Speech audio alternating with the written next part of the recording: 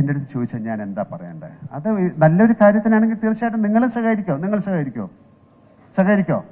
അപ്പം ഞങ്ങൾ ഉറപ്പായിട്ട് സഹകരിക്കും. കാര്യം അതല്ലേ, ഒരു ശുദ്ധീകരണത്തിന്, ഒരു നല്ല കാര്യത്തിന്, നടക്കുന്ന ഒരു കാര്യത്തിൽ നിങ്ങൾ സഹകരിക്കുമെന്നുള്ള ചോദ്യം അത് പ്രസക്തമല്ല. സഹകരിക്കും. എന്താ മാഡം?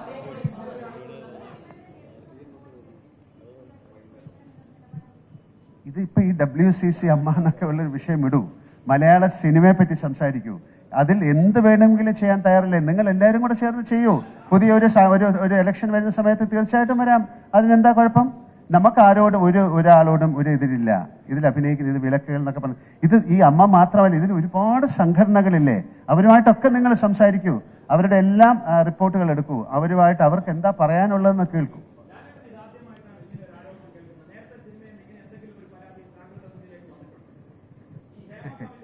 അല്ല, അങ്ങനെ റിപ്പോർട്ടില്ല. നിങ്ങൾ കേട്ടിട്ടുണ്ടോ? അപ്പൊ അങ്ങനത്തെ കാര്യങ്ങൾ ഇത് എവിടെയാണ്? സിനിമയിലല്ലാതെ എത്രയോ സ്ഥലത്ത് നമ്മൾ കേൾക്കുന്നതാണ്. നമ്മൾ എന്താ ചെയ്യുന്നത്? നമുക്ക് മുഖമറിയാത്ത അല്ലെങ്കിൽ നമുക്ക് പരിചയമില്ലാത്ത ഏതൊക്കെയോ കാര്യങ്ങൾ പല സ്ഥലത്തു നിന്നും കേട്ടിട്ടുണ്ട്.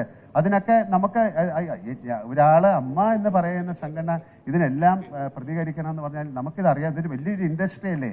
ഇത് എന്താ നടന്നിരിക്കുന്നതെന്ന് അറിയില്ലല്ലോ.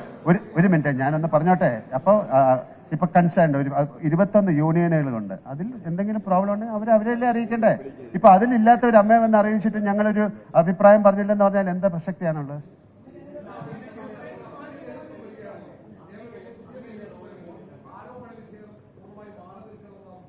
അതെ, എന്താണ് ഇതിന്റെ ഒരു കാര്യം നടന്നുകൊണ്ടിരിക്കുകയല്ലേ 2 മാസം. അതിനുള്ളിൽ നമുക്കിതറിയാം. ഇതറിഞ്ഞിട്ട് എന്താന്ന് വെച്ചാൽ തീരുമാനിക്കാം. അപ്പൊ നിങ്ങൾ സഹകരിക്കൂ പ്ലീസ്. എനിക്ക് ബിബി ജോൺ സാറിന്റെ ഒരു അനുസ്മരണത്തിന് പോകാനുള്ളതാണ്. അത് എന്റെ സുഹൃത്തെ, ഞാൻ അതിന്റെ ഇപ്പൊ പറഞ്ഞു. ശരി, വളരെ എനിക്ക് ബേബി ജോൺ സാർ ഒരു മിനിറ്റ് ബേബി ജോൺ സാറിന്റെ ഒരു അനുസ്മരണത്തിന് പോകേണ്ടതാണ്.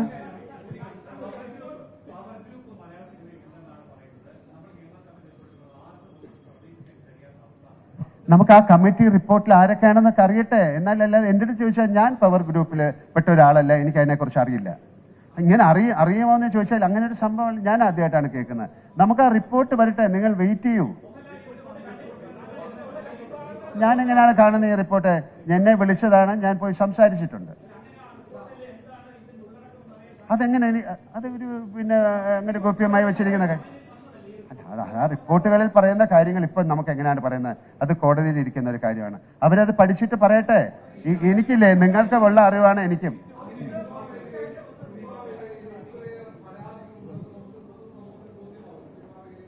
അങ്ങനെ പൊതുസമൂഹത്തിനൊന്നും ബോധ്യമായിട്ടില്ല. നിങ്ങൾ അങ്ങനെ പറയരുത്. നിങ്ങൾ പൊതുസമൂഹത്തിന് ബോധ്യമായി എന്നങ്ങനെ പറയും. നിങ്ങൾ പൊതുസമൂഹത്തിന് ബോധ്യമാകരുത്. അതിനുള്ള ശ്രമങ്ങളാണ് നമ്മൾ ചെയ്യേണ്ടത്. ഞാൻ പറയുന്നു, ഒന്ന് ശ്രമിക്കുക. എന്നെ പറയാൻ സമ്മതിക്കുന്നില്ലല്ലോ. ശരി, താങ്ക് യു വെരി മച്ച്.